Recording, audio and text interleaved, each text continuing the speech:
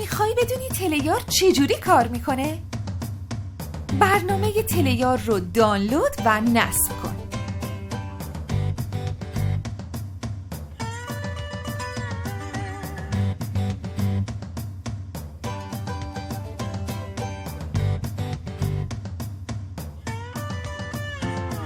کافیه شماره تلفن رو وارد کنی.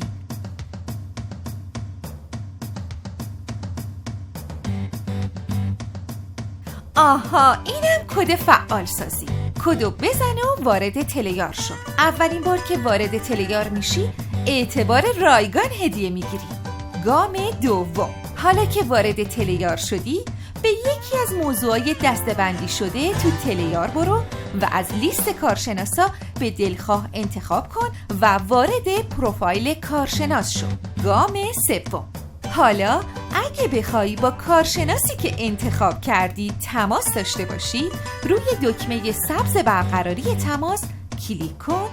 کمی منتظر باش تا تله‌یار شما و کارشناس رو به هم ارتباط بده. بله، به کارشناس وصل شدی. حالا هر چی سوال داری بپرس و هر چی میخوای مشورت بگیر. به همین راحتی.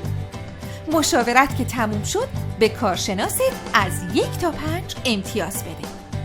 آفرین، به تله‌یار خوش اومدی.